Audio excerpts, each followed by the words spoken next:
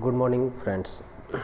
पिछले वीडियो में जैसे इंटर के बारे में आपको बताया गया था और ख़ासकर ज्योग्राफी को लेकर उसी वीडियो को आज आगे ले जाते हुए हम लोग मीन्स उसी क्रम में बच्चों को, जैसे पहले ही मैंने बोला था कि इंटरमीडिएट के बच्चों को खासकर गाइडलाइन की बहुत कमी होती है, चाहे वो साइंस के बच्चे हो चाहे वो आर्ट्स के बच्चे हो।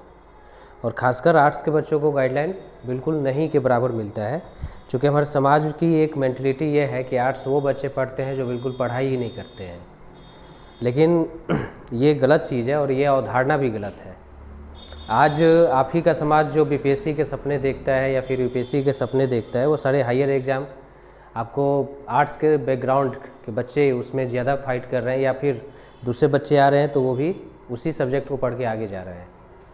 खैर, यहाँ ये जो वीडियो है मूल रूप से उस वीडियो का ही एक अगला पार्ट कह सकते हैं इस वीडियो को, जिसमें ज्योग्राफी के बारे में जो आंसर राइटिंग है, साथ ही साथ क्वेश्चन को हम किस तरह से टैकल करेंगे और प्रैक्टिकल। पिछले वीडियो में मैंने ज्योग्राफी के प्रैक्टिकल की चर्चा नहीं की थी, तो यहाँ मैं प्रैक्टिकल की चर्चा भी करूँगा। तो पहले हम लोग प्रैक्टिकल की चर्चा कर लेते हैं। प्रैक्टिकल जो होता है ज्योग्राफी में 30 नंबर का होता है। अब ये बच्चों के लिए बहुत ज़्यादा मानसिक रूप से ऐसा देखा जाता है कि बच्चे इसके लिए बहुत ज़्यादा परेशान नहीं होते हैं। उनको एक तो इस नंबर का महत्व भी समझ में नहीं आता है, 30 नंबर है क्या। और जनरली होम सेंटर होता है, प्रैक्टिकल के होम सेंटर होते हैं, जिस विद्यालय में वो हैं उसी विद्यालय में प्रैक्टिकल के सेंटर होते हैं, तो उनको इसलिए बहुत ज़्यादा परेशानी करने की ज़रूरत नहीं होती।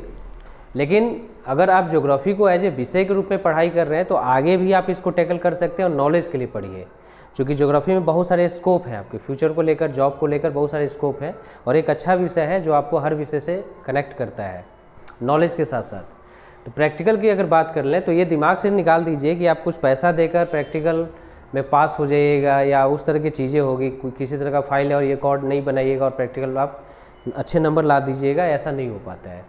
प्रैक्टिकल का नॉलेज होना चाहिए, क्योंकि 30 नंबर का प्रैक्टिकल है ज्योग्राफी में। तो प्रैक्टिकल फाइनल ईयर की अगर बात कर लें तो फाइनल ईयर के प्रैक्टिकल में कम से कम जो आपका वाइवा और रिकॉर्ड होता है उस पर 5 नंबर होता है। जो आप रिकॉर्ड प्रिपेयर करते हैं वो 5 नंबर का बनाया जाता है। और मूल रूप से उसमें आपको कम से कम मीन्स मिनिमम हम बोल रहे हैं, आप 5 फाइल या 5 प्रैक्टिकल ज़रूर बनाइएगा, जिसमें डन डायरेक्ट एक ईजी है, बार डायग्राम जिसको बोलते हैं, डन डायरेक्ट का प्रयोग आप कर सकते हैं। डन डायरेक्ट बहुत सिंपल है डायग्राम में। ये आपने मैट्रिक में भी जो सांख्यिकी चैप्टर होता है या 10th का मैट्रिक जो मैथ का पेपर होता है उसमें भी ये पूछता है। डन डायरेक्ट में जो पिक्चर्स बनते हैं, जैसे 0 से ये डिस्ट्रीब्यूशन इक्वल कर देते हैं हम लोग, ये आपने बनाया होगा, ये आसान है। और इस तरह से हम दंड बनाते हैं उसको दर्शाने के लिए, जो क्वेश्चंस होगा उसके अनुसार हम दंड को अपना बनाते हैं। ठीक है, इस तरह से फिगर बनाया जाता है आपको वहाँ पे। तो ये इजी है, डन डायरेक्ट आपके लिए इजी है। आप एक डन डायरेक्ट डाल सकते हैं। डन डायरेक्ट के साथ आप ये ध्यान में रखिए कि जो फाइल हम तैयार करते हैं, प्रैक्टिकल फाइल हम जो तैयार करते हैं उसमें इसके बारे में लिखते भी हैं और हमारे पास इसका नॉलेज भी होना चाहिए। जैसे वाइवा में आपसे पूछा जा सकता है कि डन डायरेक्ट के क्या लाभ हैं और क्या हानियाँ हैं। ठीक है, तो डन डायरेक्ट के बारे में पढ़ भी लीजिए, उसके बारे में किससे क्या फ़ायदे हो सकते हैं और क्या नुकसान है, इन द सेंस किस सेंस में ये थोड़ा सा टफ होता है, कहाँ इसका यूज हम नहीं कर सकते हैं। तो डन डायरेक्ट एक ईजी है प्रैक्टिकल में, जहाँ आप इसको यूज कर सकते हैं। प्रैक्टिकल फाइल बनाइए तो जब भी बनाइए तो साफ़ सुथरा बनाइए, ऐसा बनाइए कि टीचर को देखने में अच्छा लगे। अगर थोड़ी बहुत कमियां हो भी जाती हैं तो उसको वहाँ छिपाया जा सके, अगर वो साफ़ है, सुंदर है। उसमें बहुत ज़्यादा आपको सजावट करने की ज़रूरत नहीं है, साफ़ होना चाहिए। पेंसिल से कीजिए और रोलिंग पेपर का यूज़ कीजिए लिखने के लिए, और सादा पेपर का यूज़ कीजिए प्रैक्टिकल बनाने के लिए। तो ये 2 काम आप कीजिएगा। रोलिंग पेपर को पहले रखिए, लिखने वाला जो क्वेश्चन है वो पहले डालिए, और उसके बाद नीचे उसके आप जो सादा पेपर है जिस पर डायग्राम आप बना रहे हैं तो उसको लगा सकते हैं। तो प्रैक्टिकल फाइल को इस तरह से अरेंज कीजिए कि टीचर को अच्छा लगे कि नहीं इस लड़के ने या इस स्टूडेंट ने उसको सही तरह से अरेंज किया है। जैसे पहले हम एक तरह से जिस तरह आप किताब देखते होंगे तो चैप्टर वाइज उसका बताया जाता है, इतना पेज से इतना पेज पर ये चैप्टर है, तो आप पहले पेज पर इस तरह का कोई कॉलम बनाकर आप लगा सकते हैं, जिससे कि बच्चों को अच्छा भी लगेगा उस तरह से, और देन टीचर को भी लगेगा कि नहीं ये बच्चे ने काफ़ी अच्छी मेहनत की है। ठीक है, तो वहाँ कर सकते हैं। डन डायरेक्ट बनाते समय ये ध्यान में रखिएगा कि पिलर बराबर होने चाहिए, सभी पिलर बराबर होंगे, दूरी बराबर रखेंगे और मोटाई सबकी बराबर रहेगी। कलर करने के लिए पेंसिल का यूज़ कीजिएगा, बहुत ज़्यादा स्केच का यूज नहीं है, स्केच बिल्कुल नहीं यूज़ कीजिएगा, पेंसिल से ही आप, अगर पेंसिल से ही हमको करना है तो अलग अलग हम इसी में इंडेक्स डाल सकते हैं। अब इसको फिर हम अलग तरीके से कर सकते हैं, या जो भी है पेंसिल से ही करेंगे। इससे मतलब ये अगर सोच रहे हैं कि इसमें कलर यूज करेंगे या उस तरह की चीज़ें, तो वो गलत मानी जाती है। प्रैक्टिकल फाइल में उस तरह की चीज़ें नहीं आती हैं। पेन ब्लू का और भी लिखने के लिए यूज़ करते हैं, बाकी सारा चीज़ हम पेंसिल से बनाते हैं, कलर का यूज नहीं करते हैं। यही नियम है ज्योग्राफी प्रैक्टिकल का। ठीक है, दूसरा जो आता है इसमें वृत्त आरेख, दूसरा जो आता है वृत्त आरेख या पाई चार्ट आता है। पाई चार्ट थोड़ा टफ होता है लेकिन पूछता है, ये टफ होता है। जैसे आपने मैट्रिक में बनाया होगा, एक वृत्त बनाया जाता है इसमें, और इसमें क्वेश्चंस जो दिया जाता है, क्वेश्चंस आपको मूल रूप से जो दिए गए होते हैं उसको लेकर हम कॉपी पर निकालते हैं, अंश कोण मान निकालते हैं, कोणों का मान निकालते हैं। चूँकि एक वृत्त 360 का होता है तो उसके अनुसार मान लीजिए हमको यहाँ पर 80 डिग्री के प्रोडक्शन को दिखाना है, गेहूँ का प्रोडक्शन या कुछ भी है, तो उसको हम चांद की सहायता से, प्रोट्रैक्टर की सहायता से 80 डिग्री का एंगल बनाते हैं। चांद इस तरह से रखते हैं, 0 का वैल्यू यहाँ रहेगा, ये 0 डिग्री है, और उसके बाद 80 का वैल्यू, तो ये 80 डिग्री का मेरा कोण बनेगा। और इसको फिर अलग तरीके से हम इंडेक्स पेंसिल के रूप में दिखाएंगे, और इस तरह से फिर दूसरा, मतलब इस तरह से जो भी मेरा बनेगा, यहाँ से फिर दूसरा अगर बनाना है तो 0 डिग्री जो चांद होगा, प्रोटेक्टर होगा, यहाँ रखेंगे, फिर मेरा 0 डिग्री यहाँ आ जाएगा। और यहाँ से मान लीजिए हमको दूसरा बनाना है जो आपको 90 है, 75 या जो भी है, तो वो ऐसे फिर यहाँ बना देंगे। तो ये मेरा दूसरा हो गया, और इसको फिर अपने तरह से देखने में जो अच्छा लगे उस तरह से हम कलर कर लेंगे। फिर इसको 0 मानेंगे और इससे फिर दूसरा काट लेंगे, तो इस तरह से मेरा 0 डिग्री यहाँ रहेगा। 0 डिग्री से फिर यहाँ पर इससे फिर देख लेंगे अगला कोण को। तो मतलब कहने का अर्थ है ये आपको वृत्त आरेख है, और वृत्त आरेख आपके क्वेश्चन में भी, मेन जो क्वेश्चन आता है 25 नंबर का, 25 नंबर का जो क्वेश्चन आता है वो बोर्ड की तरफ से आता है। ठीक है, तो उसमें भी आप ध्यान रखिएगा कि वृत्त आरेख और दंड आरेख पूछता है बनाने के लिए, तो इसका प्रैक्टिस जरूर कर लीजिएगा। अगर दिक्कत है तो उसकी चर्चा हम लोग वीडियो में कर सकते हैं। अगर कमेंट आया आपका कि अगर समस्या है तो देन हम लोग स्पेशल क्लासेज एक एक दंड आरेख या एक एक पाई चार्ट की ले सकते हैं। ठीक है, वो समस्या पर निर्भर करता है आपका। तो ये जरूर आप प्रैक्टिस कीजिएगा और फाइल में इसको जरूर लगाइएगा, क्योंकि आपका फाइल इसी से बनता है। अगर ये मेन चीज़ ही आपने फाइल में नहीं डाला है तो एक तरह से प्रैक्टिकल जो है अधूरा रह जाता है आपका। तो वृत्त आरेख आप डाल सकते हैं। वृत्त आरेख के बाद आपको तीसरा जो आप डाल सकते हैं वो है डॉट मेथड यूज़ किया जाता है। डॉट मेथड का यूज़ कर सकते हैं, बिंदु रेखा। जिस डॉट मेथड का यूज मूल रूप से जैसे भारत के नक्शे पर डॉट डाले जाते हैं और हर डॉट का मान होता है। जैसे अगर इसको बड़े आकार में समझिए, मान लीजिए ये डॉट है और इसको मैंने हाफ कलर किया, तो हम मान लेते हैं कि एक डॉट बराबर कितना होता है, और उसके अनुसार फिर हम अगर भारत के नक्शे में बिहार को दिखा रहे हैं, उत्तर प्रदेश को दिखा रहे हैं, तो जितना डॉट डालेंगे, खासकर जनसंख्या वितरण को दिखाने के लिए, जनसंख्या को दिखाने के लिए डॉट मेथड का प्रयोग किया जाता है। तो डॉट मेथड का आप बना सकते हैं। वर्ण मातृ विधि का प्रयोग कर सकते हैं। वर्ण मातृ विधि है, वर्ण मातृ विधि पूछा जाता है, ये भी आप इसमें यूज कर सकते हैं। वर्ण मातृ विधि आपके बुक्स में भी होगा, ज्योग्राफी का जो बुक है उसमें आप देखते होंगे कि भारत की जनसंख्या को दिखाने के लिए अलग अलग कलर दिखाया गया है। भारत की जनसंख्या घनत्व को दिखाने के लिए, 10 की वृद्धि को दिखाने के लिए अलग अलग स्टेट में अलग अलग कलर दिखाए गए हैं। कहीं पर बहुत ज़्यादा डीप ब्लैक दिखाया गया है, कहीं हल्का है, और वहाँ पर नीचे इंडेक्स बना होता है। हर जो आप बनाइएगा वहाँ इंडेक्स जरूर बनाइएगा।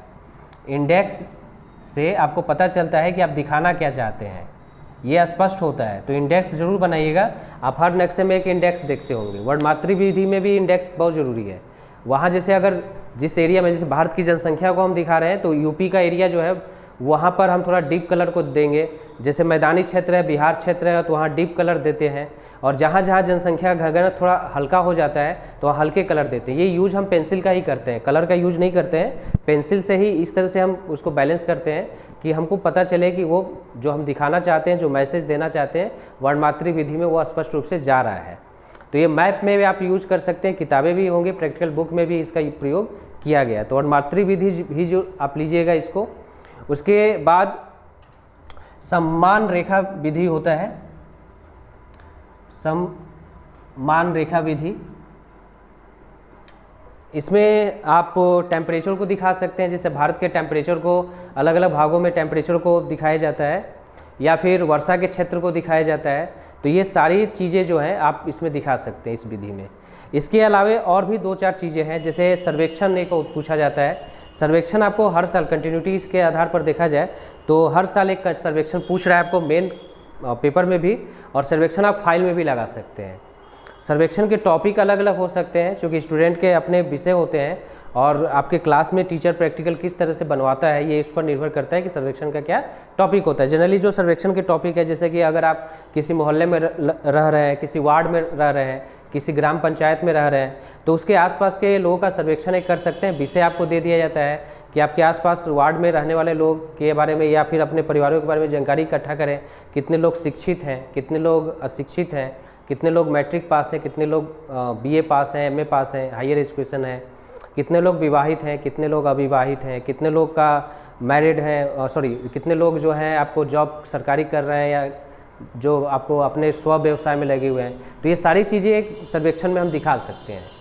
उसके अलावा और भी बहुत सारे इन्फॉर्मेशन हम दिखा सकते हैं जो हमको लगता है कि सूटेबल है, तो सर्वेक्षण इस तरह से भी कर सकते हैं। सर्वेक्षण दूसरा हो सकता है, जैसे कि हमारे स्कूल में आने वाले बच्चे कितने दूरी से और किन वाहन का प्रयोग करते हैं, किन ट्रेवल एजेंसी द्वारा या किस ट्रेवल माध्यम द्वारा वो आपके आते हैं। जैसे कुछ बच्चे ट्रेन से आते हैं, कुछ बच्चे बस से आते हैं, जीप से आते हैं, साइकिल से आते हैं, पैदल आते हैं। तो इसका भी हम सर्वेक्षण अपना बना सकते हैं। अपने आसपास की दुकानों का सर्वेक्षण कर सकते हैं कि दुकानों की संख्या कैसी है और किस तरह की दुकानें हैं, कौन सी दुकानें किस तरह की है। तो ये चार्ट द्वारा हम दिखा सकते हैं।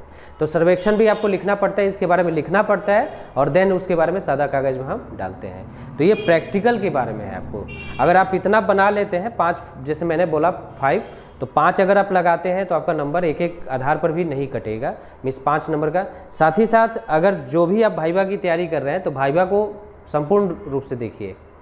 मीन्स अगर ये सोच के जाते हैं कि 22 आ जाएगा, 20 आ जाएगा तो काफ़ी है, तो वहाँ थोड़ा सा वैसे ही स्टूडेंट के लिए मैं बोलना चाहूँगा जो पढ़ने वाले हैं और जो चाहते हैं कि उनका अच्छा नंबर आए और भविष्य में कुछ अच्छा कर पाए, तो उनके लिए एक समस्या है। आप यहाँ 28-29 निकाल सकते हैं, इवन 30 तक मिलता है, 30 में 30 तक आता है, लेकिन आप में क्षमता होनी चाहिए उस तरह की, तो आपको 30 दिया जा सकता है। बोर्ड के निर्देश अनुसार आपको 30 में 30 दिए जा सकते हैं, लेकिन आपकी फाइल अच्छी होनी चाहिए। और इस जो आप ये सोच रहे होंगे कि नहीं प्रैक्टिकल है, कहीं टीचर पैसा लेके दे देगा, नंबर है, उस तरह का चीज़ें, वो अलग चीज़ें हैं, उस पर मैं चर्चा नहीं करना चाहूँगा, ये अलग है। ऐसा है तो वो आप पर निर्भर करता है कि आप क्या करते हैं, लेकिन नॉलेज आपके पास रहेगा तो भविष्य में आप कहीं ना कहीं उसको यूज कर सकते हैं और वो आपके लिए हमेशा एक अस्थायी चीज़ है, वो आपसे कोई छीन नहीं सकता है। ठीक है, तो प्रैक्टिकल हो गया। प्रैक्टिकल पर जोर दीजिए, चूँकि ये 30 नंबर का है और ये स्कोरिंग है।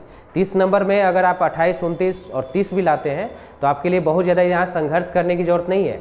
वैसे स्टूडेंट को लगता है कि प्रैक्टिकल मतलब स्कूल है और स्कूल का मतलब है कि पैसा लेगा, तो इस तरह का, तो ये अपने आप में नेगेटिव चीज़ है, इसको थोड़ा सा फोकस कीजिए। ये भी नॉलेज के लिए है, तो आप इसको सही तरीके से कर सकते हैं। ठीक है, इसके बाद हम लोग चर्चा करते हैं जो हमारा मेन टॉपिक है कि हम लोग आंसर राइटिंग को फोकस कैसे करें और ज्योग्राफी के आंसर राइटिंग को खासकर हम लोग किस तरह से लिखें जिससे कि हम लोग अच्छा नंबर स्कोर गेन कर पाएँ। मैंने पिछले क्लास में भी कहा था कि आंसर राइटिंग करते समय, ज्योग्राफी का आंसर राइटिंग करते समय डायग्राम और मैप वर्क जरूर डालिए। आप वर्ड लिमिट को अगर फॉलो कर रहे हैं तो ज़रूरी नहीं है कि वर्ड लिमिट को फॉलो करते करते हम डायग्राम नहीं डालें, डायग्राम जरूर डालिए। वर्ड लिमिट में अगर हम वर्ड को कम भी कर पा रहे हैं, और टाइम मैनेजमेंट, कभी कभी होता है कि टाइम मैनेजमेंट हम नहीं कर पा रहे हैं, तो अगर डायग्राम आप दे देते हैं और कुछ क्वेश्चन को शॉर्ट लिख पा रहे हैं तब भी आपको फुल नंबर मिल जाते हैं। डायग्राम का मतलब क्या होता है ये समझ लीजिए। डायग्राम का मतलब है कि जो चीज़ हम कहना चाहते हैं, जो चीज़ हम 100 शब्दों में लिखना चाहते हैं, या जो हम 30 वर्ड में लिखना चाह रहे थे, 50 वर्ड में लिखना चाह रहे थे, उसको एक डायग्राम के थ्रू हम दिखा पा रहे हैं। वो एक नज़र में टीचर के आता है और टीचर उसको समझ जाता है कि बच्चा कहना कैसा चाहता है। तो डायग्राम जो है अपने आप में बहुत ज़्यादा बेनिफिशियल होता है, स्कोरिंग होता है आपके नंबर के लिए। और geography all about map. Geography का अगर स्टूडेंट है और अब अगर आपको मैप बनाने नहीं आता तो आपने बस ये जान के ज्योग्राफी ले लिया है कि आपको ये पता है कि यहाँ नंबर ज़्यादा होते हैं और आप हल्की मेहनत भी करेंगे तो नंबर मिल जाएंगे, यही आपकी टेंडेंसी रही है। लेकिन मैंने पहले ही भी बोला कि ज्योग्राफी अगर सही पढ़ना है तो आपके फ्यूचर भी स्कोप है इसमें, बहुत ज़्यादा जॉब ओरिएंटेड सब्जेक्ट है ये, और इससे आप अपने अच्छी तैयारी को भी बूस्टअप कर सकते हैं। अगर कंपटीशन के लिए जा रहे हैं तो बहुत ज़्यादा नॉलेज है इस सब्जेक्ट में, ठीक है। तो ज्योग्राफी को सिर्फ आप मैप के थ्रू ही समझ सकते हैं, अदरवाइज़ आपके पास अगर लिखने की शैली है तो उससे ज्योग्राफी नहीं समझा जा सकता है। आप कितना भी अच्छे राइटर हैं, आप कितने भी अच्छे आपकी राइटिंग है, लेकिन इसके बाद भी अगर ज्योग्राफी में मैप वर्क नहीं आपका नहीं है और दूसरा अगर मैप वर्क करके जा रहा है जिसकी राइटिंग आपसे बुरी ही है लेकिन मैप वर्क करके जा रहा है, तो ऑब्वियस उसकी आंसर राइटिंग में वो झलक मिलती है और उसको नंबर भी ज़्यादा मिलता है। तो मैप जरूर बनाइए। मतलब मेरा ये पर्सनली मानना है कि अगर आप मैप बना रहे हैं तो आपको दूसरे से, मतलब आपके जो दोस्त हैं या आपके जो प्रतिद्वंदी हैं खासकर बिहार बोर्ड में, तो वो आपसे ज़्यादा नंबर लेके आएगा अगर उसने मैप बनाया है। मैप बनाने का जो चीज़ है वो मैं पहले भी बता दिया हूँ पहले भी, कि अगर हमको मान लीजिए दक्षिण भारत दिखाना है तो हम दक्षिण भारत को दिखाएंगे, टूटे फूटे ही दिखा सकते हैं, पूरी तरह बनाने की ज़रूरत नहीं है हमको दक्षिण भारत।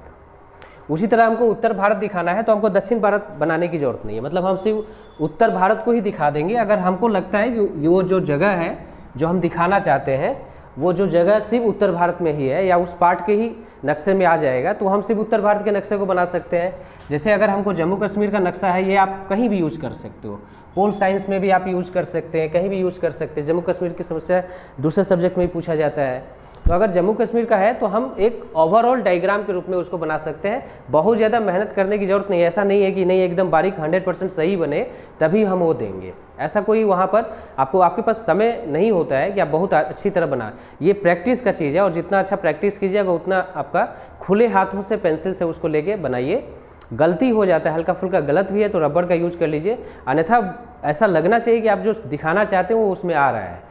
कुछ बच्चे ऐसे होते हैं जो डायग्राम या मैप की जगह ऐसा चीज़ बना देते हैं जो टीचर को ही समझ में नहीं आता, उनको तो खैर वैसे भी समझ में नहीं आता, उनको लगता है कि कुछ भी बना देना है, डायग्राम मतलब कुछ भी जैसा चीज़, ऐसा कुछ नहीं हो सकता। आप उसको सही तरीके से बनाइए और सही तरीके से बनाइएगा तो ऑब्वियस प्रैक्टिस तो ज़रूरी है। प्रैक्टिस अभी भी कर रहे हैं, अगर अक्टूबर से भी आप शुरू कर रहे हैं अभी भी तो आप कर सकते हैं। तो मैप वर्क ये बहुत ज़्यादा इंपॉर्टेंट है आपके लिए। डायग्राम की जहाँ तक बात है, सिर्फ ज्योग्राफी में ही नहीं हर सब्जेक्ट में आप डायग्राम यूज़ कर सकते हैं। डायग्राम को हम यूज़ कैसे कर सकते हैं, इसको जैसे मान लीजिए कि क्वेश्चन है ज्योग्राफी का ही कि स्वामित्व के आधार पर उद्योगों का वर्गीकरण करें, ठीक है, या फिर आकार के आधार पर उद्योगों का वर्गीकरण करें, तो इसके बारे में हम लंबा चौड़ा लिख सकते हैं। अब इसको डायग्राम के थ्रू हम दिखा सकते हैं। जैसे आकार के आधार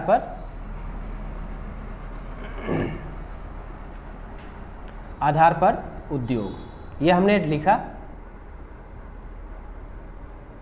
ठीक है। अब इसको हम डायग्राम के थ्रू दिखाना चाहते हैं तो ये 3 होते हैं, ये है मेरा डायग्राम, ठीक है, इजी है। अब इसके बारे में आप जितना लिख रहे हैं तो यहाँ पर आप डायग्राम में आकार के आधार पर दिखा रहे हैं। जैसे कुटीर उद्योग हो गया, कुटीर उद्योग, लघु उद्योग और देन बृहत या भारी उद्योग, ठीक है। तो ये एक डायग्राम है, इस डायग्राम का यूज कर सकते हैं आप। तो ये अपने आप में क्या है, एक बेसिक कॉन्सेप्ट आपको जाता है कि आपने क्या है कागज़ भरने का, अगर ये भी फंडा आपने सुना है कि अगर हम लिखेंगे या कागज़ मेरा भरेगा तब नंबर हमको मिलेगा, तो ये डायग्राम से वो सारे काम हो रहे हैं। इससे क्या होता है कि आपका पेज जो होगा वो कम से कम समाप्त होगा। समाप्त होगा इन द सेंस हम ऐसा कुछ नहीं बोल रहे हैं कि आपको आता नहीं है, आपको लिखना नहीं है, लेकिन लिखना है। अगर ये डायग्राम डालते हैं तो आपको कम लिखना पड़ेगा और अच्छे स्कोर आप निकाल सकते हैं। तो डायग्राम उस तरह से भी यूज़ कर सकते हैं। किसी अगर मान लीजिए कोई ऐसे डायग्राम है जिसको हम वृत्ताकार डायग्राम में दिखा सकते हैं, अलग अलग क्षेत्रों के रूप में हम दिखा सकते हैं। जैसे मानव भूगोल की संकल्पनाओं की चर्चा कर लें तो उसमें हम इस तरह की चीज़ों को दर्शा सकते हैं। तो ये सारी चीज़ें डायग्राम के रूप में आप दिखा सकते हैं और इसका अपना कॉन्सेप्ट है, आप खुद इस पर रिसर्च कर सकते हैं। इन द सेंस आप खुद देखिए, 1 घंटा 2 घंटा खुद इस पर देखिए कि हम किस तरह से डायग्राम डालें।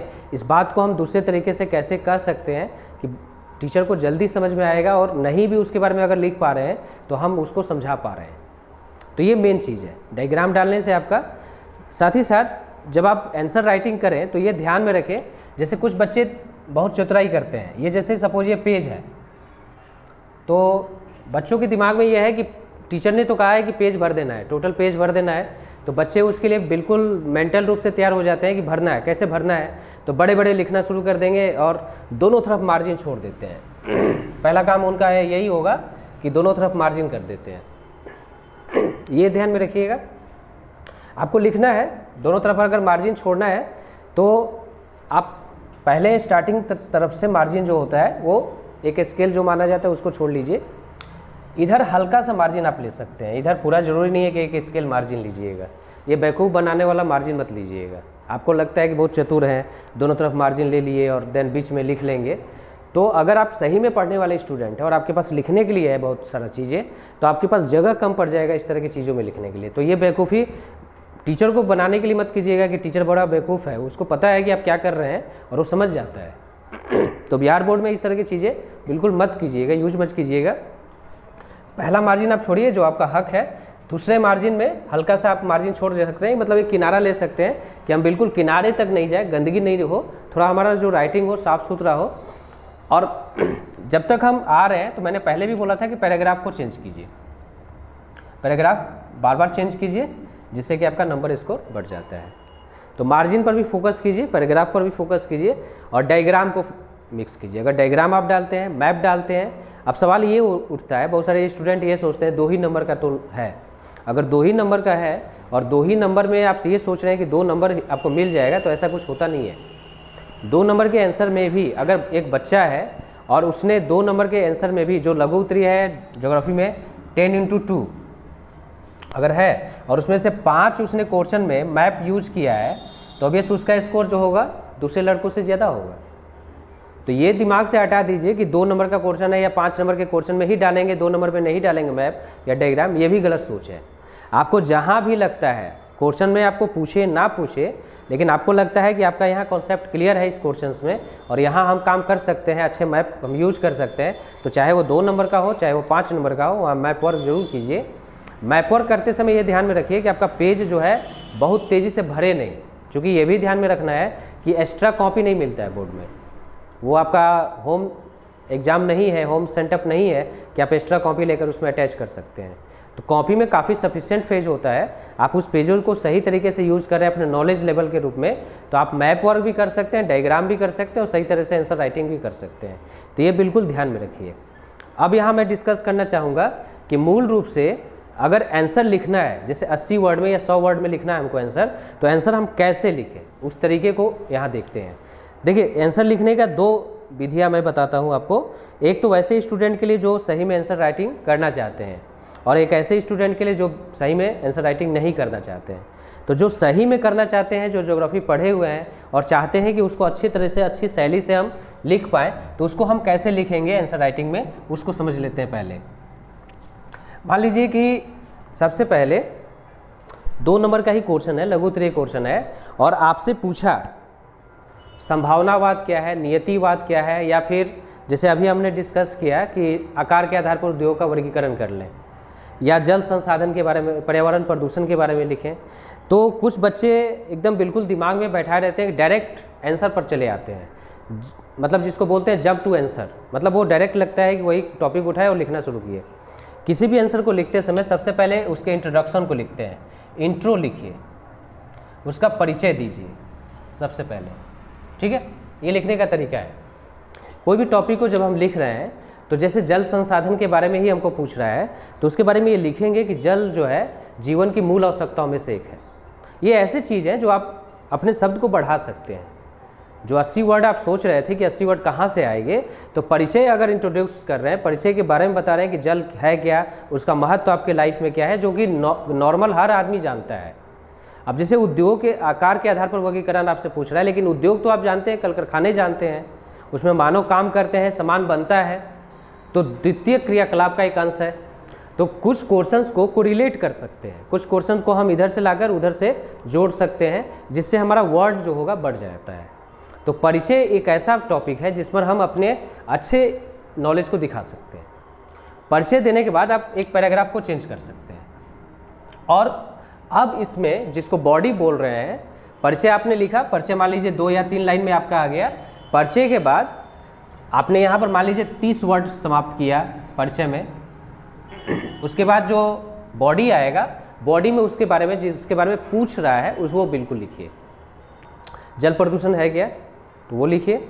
अगर आपसे ये पूछ रहा है कि जल प्रदूषण है क्या, सिर्फ यही क्वेश्चन है 2 नंबर का, तो आप ये भी ध्यान रखिए कि जल प्रदूषण है क्या। जल संसाधन के रूप में है तो जल का परिचय दीजिए, साथ ही साथ जल प्रदूषण है क्या, क्यों होता है, इससे क्या क्या हानियां हैं मानव को, ये सारी चीज़ आपको लिखना है उसमें। ये सारी चीज़ें वो पूछ नहीं रहा है, जल प्रदूषण है क्या, लेकिन उसमें जो हिडन चीज़ें होती हैं, जो छिपी हुई चीज़ें हैं, जो छिपी हुई क्वेश्चन है और जिसको आपको लिखना है। साथ ही साथ बचाव, कंक्लूजन्स जब आइएगा, जब लास्ट पॉइंट आइएगा, आप अपना निष्कर्ष लिखिएगा, तो आप अपने तरफ से बचाव, कैसे हम उसको संरक्षित कर सकते हैं, बचाव कर सकते हैं, जल प्रदूषण से क्या क्या हानियां हैं, सारी चीज़ें लिखते हुए हम उसके बचाव को भी लिखेंगे एक निष्कर्ष टॉपिक के रूप में। तो इससे आप आंसर अच्छा लिख सकते हैं।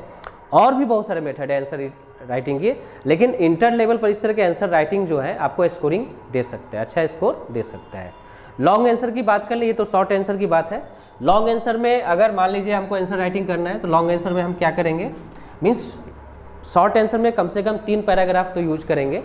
अपने नॉलेज पर भी निर्भर करता है कि आप कैसे यूज कर रहे हैं। लॉन्ग आंसर में जब लॉन्ग आंसर 5 नंबर का पूछता है, तो ये हमारे लिए थोड़ा सा टफ हो जाता है कि 5 नंबर में अब कितना, तो 5 नंबर में आप मिनिमम जितने वर्ड डाल सकते हैं, और मैक्सिमम अगर आप 200 ले जा सकते हैं तो बहुत अच्छी बात है। 200 वर्ड इसमें आप लिख सकते हैं। वैसे लोग का ये दिमाग में आ जाता है कि 100 वर्ड तो बहुत लिख लिए, तो फिर 80 वर्ड और 100 वर्ड में कोई अंतर विशेष नहीं होता जो लघु उत्तरी में आप डाल रहे हैं। आपका लघु उत्तरी और दीर्घ उत्तरी में अंतर होना चाहिए। ये एक मेंटलिटी है बिहार बोर्ड के टीचर्स का, या बिहार बोर्ड का पता नहीं, ये मेंटलिटी है कि बच्चे अगर ज़्यादा लिखते हैं तो एक नॉलेज भी उनका जाता है। ये मेंटलिटी से आप अलग नहीं हो सकते हैं।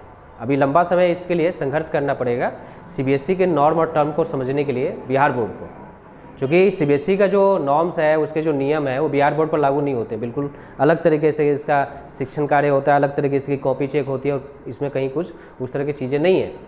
तो मैं आलोचना नहीं कर रहा हूँ, लेकिन बिल्कुल जो फैक्ट है वो एज ए टीचर मैं आपको स्टूडेंट को बता रहा हूँ। जो आपको ये दिमाग में रखना है कि आप ये नहीं कि वर्ड लिमिट, बहुत सारे टीचर आते हैं अपने बच्चों को समझाते हैं कि वर्ड लिमिट ही करके आना, ऐसा नहीं होता है। वर्ड लिमिट में अगर आप करके आइएगा तो पता चलता है कि आप वर्ड लिमिट में लिखे हैं और दूसरा वर्ड लिमिट में नहीं लिखा है, वो आपसे कम पढ़ने वाला था, अच्छा नंबर हो जाता है।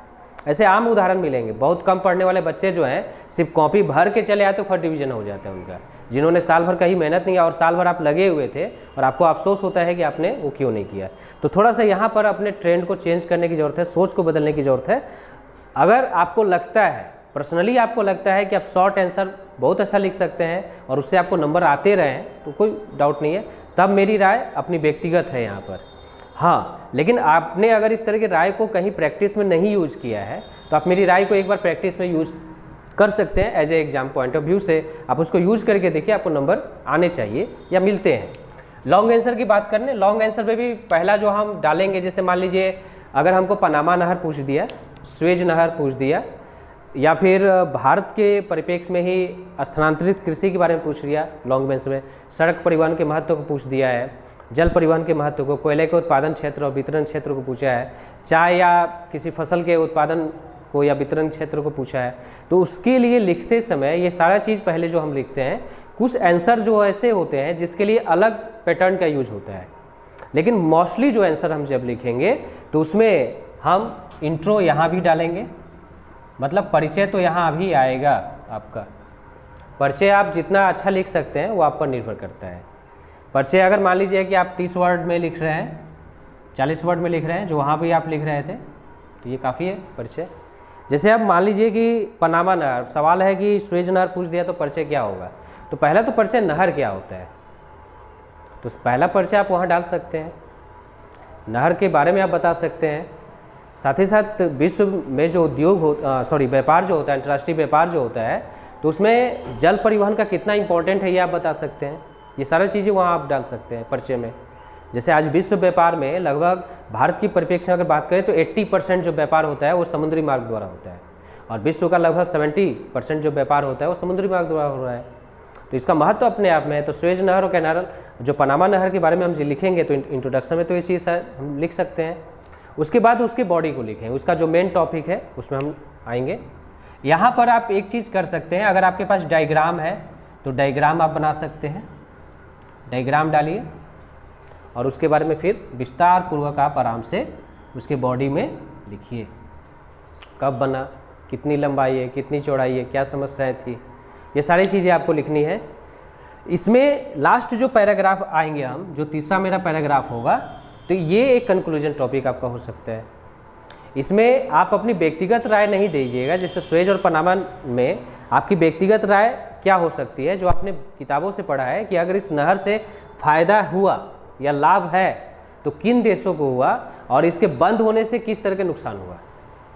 विश्व व्यापार में आज वर्तमान समय में सुएज और पनामा का क्या महत्व है, क्या इस नहर के कारण व्यापार बाधित हुआ है या बढ़ा है, अगर इस नहर को बंद कर दिया जाए तो दूरियों पर क्या असर पड़ी है, आप यहाँ डाल सकते हैं।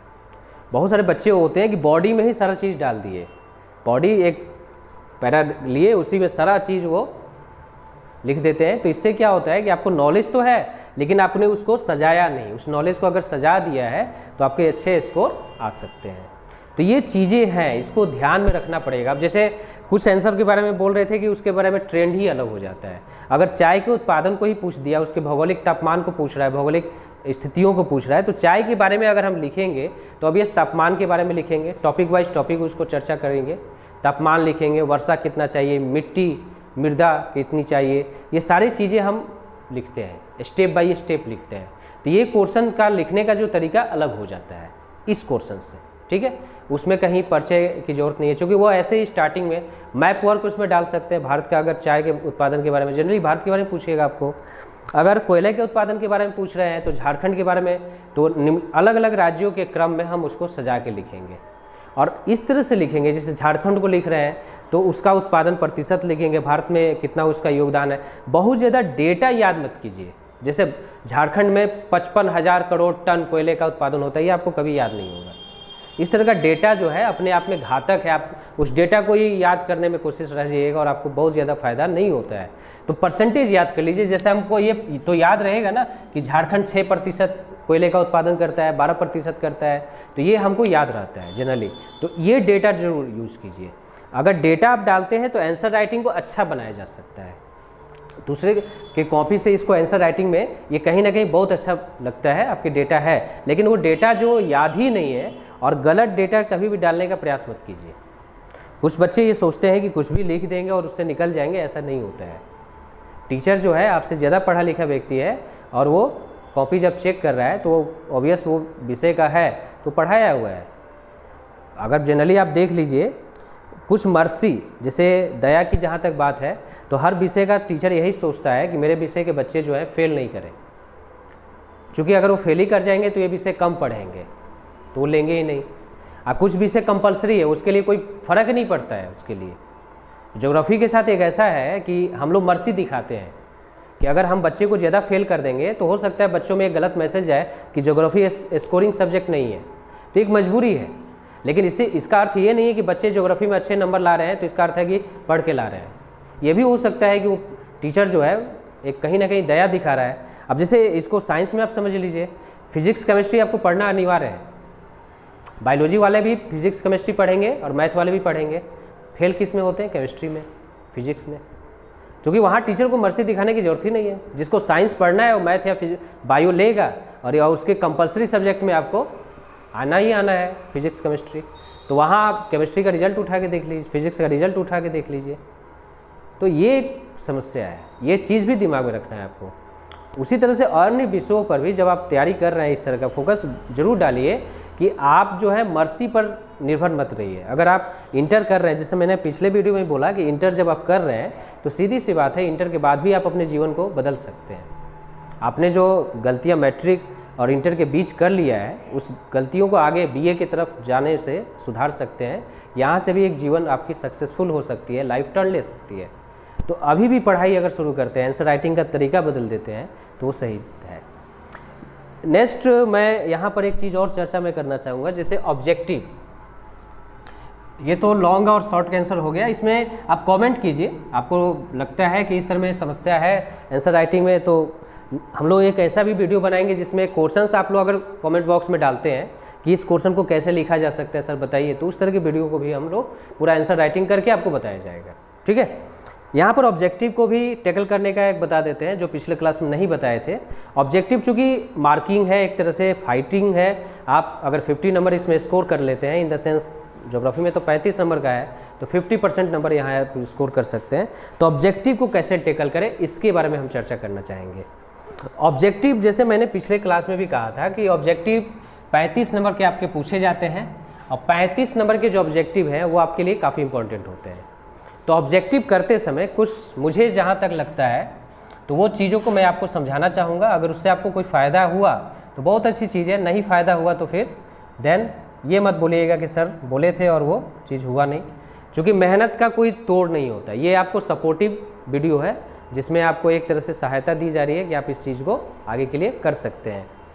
जैसे ऑब्जेक्टिव की अगर हम तैयारी कर रहे हैं तो पहला चीज़ है कि बारीकी से हर चीज़ को पढ़ना पड़ता है। बिना पढ़ाई किए हुए आपको ऑब्जेक्टिव तो टैकल नहीं हो सकते। आप मार्कर का यूज़ कीजिए, पेंसिल का यूज़ कीजिए, या कॉपी बनाइए ऑब्जेक्टिव को निकालने के लिए, हर चैप्टर के ऑब्जेक्टिव को निकालिए और उसको फिर याद करते रहिए, बार बार उस चीज़ों को देखते रहिए। ये एक तरीका है। सारी चीज़ करने के बाद जब हम क्वेश्चन पेपर हमारे सामने आते हैं तो उस समय हमारे पास ऑब्जेक्टिव करने के क्या तरीके होने चाहिए वो मैं बताना चाहूँगा। पिछले वीडियो में मैंने कुछ डिस्कस किया था, उसी को एक आगे का क्रम समझ लीजिए इस वीडियो में। मान लीजिए कि हमको 35 ऑब्जेक्टिव है ज्योग्राफी में या 50 ऑब्जेक्टिव है दूसरे सब्जेक्ट में, तो उसको हम कैसे करेंगे उसको यहाँ पर करने का तरीका बताया जा रहा है। जैसे हमने 10 को ही उदाहरण लिया है। मान लीजिए कि हमको टोटल किसी विषय में 10 ऑब्जेक्टिव करने आपको 35 है, 50 है, लेकिन उदाहरण आपको दिया जा रहा है। ठीक है, इसमें 3 ऑब्जेक्टिव जो है हमको आ रहा है। मान लीजिए क्वेश्चन 2 का आंसर हमको आ रहा है, ये हमको पता है, क्वेश्चन ये भी हमको पता है, और क्वेश्चन 7 भी हमको पता है। तो ये है 50 में कुछ तो ऐसे होंगे जिसका आपका आंसर बिल्कुल पता है और उसको आप कीजिएगा। 35 में कुछ तो ऐसे होंगे जिसको आपको पता है, कंफर्म है, 100% आपको पता है कि यही आंसर है और वही करके आइएगा आप। अब कुछ क्वेश्चन ऐसे हो जाते हैं जिसके आंसर आपको पता नहीं है, तो उसको हम कैसे टैकल करेंगे, उसको हम किस तरह से करेंगे। नेगेटिव मार्किंग है ना, किसी तरह का कोई रिस्क नहीं है कि आपका नंबर कटेगा अगर आप गलत आंसर करके आ रहे हैं, तो इसमें इस तरह की कोई समस्या नहीं होती है। ठीक है, तो सबसे पहले हम क्वेश्चंस को, वैसे क्वेश्चंस जो आ रहे हैं उसको पहले कर लेते हैं, जो नहीं आते हैं उसको छोड़ देते हैं। मैंने पिछले वीडियो में बताया था कि जिनको हम छोड़ते हैं उसमें ये ध्यान रखते हैं कि अगर क्वेश्चन नंबर 1 है या 3 को हमने छोड़ा है तो हम नीचे वाले क्वेश्चंस को ध्यान से देखेंगे, कहीं इनमें तो इसका आंसर तो नहीं है। तो ये पहला एक तरीका है कि इनमें इसका आंसर हो सकता है। कुछ क्वेश्चंस ऐसे होते हैं जो मैचिंग देते हैं। जैसे अगर मैचिंग दे दिया, अगर मैच आपको दिया सपोज A, B, C और D करके, और इधर से आपको मैचिंग करने इस तरह से, इधर भी आपको 1, 2, 3, 4 इस तरह से मैचिंग दे रहा है। तो मैचिंग में कभी कभी स्टूडेंट के साथ प्रॉब्लम होता है कि 2 मिल रहा है, 2 नहीं मिल रहे हैं। अगर इस तरह का समस्या है तो उस क्वेश्चंस को भी आप थोड़ी देर के लिए छोड़ सकते हैं। देन अगर इस तरह के क्वेश्चंस आपके पास हैं तो ये भी क्वेश्चन वो क्वेश्चंस है जो आपको नहीं आ रहे हैं। ठीक है, इसमें 50-50 वाला मामला है। बाकी क्वेश्चंस ऐसे हैं जिसको हम बिल्कुल जानते ही नहीं हैं, तो उस क्वेश्चंस में इसमें हम कोशिश करेंगे कि अगर 2 आ रहे हैं तो अगर आप आंसर कॉलम में जाइएगा तो आंसर कॉलम में कहीं ना कहीं 2 अगर आपका मैच कर रहा है तो कहीं ना कहीं ऐसा कोई होता है कि वो दोनों एक ही आंसर में होते हैं, या तो ए में होगा या बी में होगा। ए में होगा तो देन बी में नहीं होगा। मीन्स ये दोनों जो मैच करने वाले, इतने टफ हायर एग्जामिनेशन नहीं होता है कि आपको मैचिंग जो होगा सब में चारों में दिखाएगा, ऐसा नहीं होता है। जनरली ऐसा ही होगा कि वो इजी वे में आपको दिखाएगा कि एक में दोनों मैचिंग कर रहा है तो वो आपका आंसर हो सकता है। अब मान लीजिए नहीं आ रहा है, उस तरह की भी चीज़ें नहीं दिया, बहुत ज़्यादा टफ दे दिया मैचिंग, तो उस कंडीशन में आपके पास जो ऑप्शन है कि आप वहाँ पर अपना गेस लगाइए, जो कि आपके पास अगर जो भी नॉलेज है, जो पूर्ववर्ती नॉलेज है, जिसको हम लोग पहले के नॉलेज को मैच करके मिला सकते हैं। अब यहाँ देखिए करना क्या, मान लीजिए कि हमको 7 क्वेश्चंस नहीं है या 7 क्वेश्चन में डाउट है हमको, तो 7 क्वेश्चंस को हम सेलेक्टिव क्वेश्चंस मान लेते हैं और ये करना जरूर है, छोड़ना नहीं है आपको। 50 में जो भी क्वेश्चन नहीं आ रहा है उसको भी करना है, 35 में जो क्वेश्चन नहीं आ रहा है उसको भी करना है, तो करना है। तो इसके लिए हम एक फंडा बना लेते हैं। सीधा सा बात है कि हम अगर आंसर कर रहे हैं तो 2 चीज़ को ध्यान में रखिएगा, जो जनरल ह्यूमन साइकोलॉजी है, बी या सी, इसी में से कोई 2 चीज़ों को कीजिएगा। मीन्स अगर हमको 7 को बी आंसर करना है तो 7 को बी ही करेंगे, और अगर 7 को सी ही करना है तो 7 को सी ही करेंगे। मीन्स ऐसा नहीं करते हैं, बहुत सारे स्टूडेंट ये होते हैं कि पहले को हम ए कर दिए, इसको फिर चलो बी, इस तरह फिर सी और इसको फिर डी, इस तरह फिर प्रसाद बांटना शुरू कर देते हैं। ठीक है, तो ये जो है अब इसकी संभावनाएं जो है, प्रोबेबिलिटी अगर आपने चैप्टर पढ़ा होगा तो प्रायिकता संभावनाएं जो है बिल्कुल 0 के पार या 1% के आसपास हो जाती हैं। लेकिन अगर हमने सभी के बी किए हैं तो इसके ज़्यादा हमारे चांसेज है कि आंसर जो होंगे हमारे 30% से 35% के बीच में हमारे आंसर जो होंगे बनेंगे। तो जहाँ आपकी प्रायिकता बनती है, जहाँ आपकी संभावनाएं बनती है, यहाँ है। ये कोई हार्ड एंड फास्ट रूल नहीं है, इस पर कोई वैज्ञानिक शोध नहीं है, ये एक ऐसा चीज़ है जो आपको बोला जा रहा है एज ए गाइडलाइन के रूप में बच्चों के लिए, कि अगर आप नहीं जानते हैं तो, अब ये नहीं कि सर बताए हैं तो आ नहीं रहा है तो वही करके आए और बाद में जब नहीं मिला आंसर तो सर को गली आ रहे हैं बाद में, तो ये चीज़ नहीं होना चाहिए। आपकी मेहनत सबसे पहले, मैंने पहले ही बोला कि आपकी मेहनत है, तो अगर नहीं आ रहा है तब आप ये यूज़ कर सकते हैं। मतलब जो बच्चों में ये ट्रेंड पाया जाता है कि ए बी सी इस तरह प्रसाद बांट दिए, कोई भी तुक्का मार दिए, तो जब तुक्का ही मारना है, गेस ही करना है हमको, तो एक सिस्टमेटिक तरीके से गेस करें जिसकी संभावना हमको ज़्यादा आंसर दिला सकती है, ज़्यादा मार्किंग दिला सकती है। तो ये अपने आप में आपके लिए है। तो ये है आपको सारा ज्योग्राफी को लेकर, मुझे लगता है कि आपको इतना समझ में आया होगा। और किसी तरह का कोई प्रॉब्लम है ज्योग्राफी विषय में तो उस पर जरूर कमेंट कीजिए, हम लोग चर्चा करेंगे। नेक्स्ट वीडियो ज्योग्राफी गेस और देन इंग्लिश के विषय को लेकर भी हम लोग करेंगे। Thank you.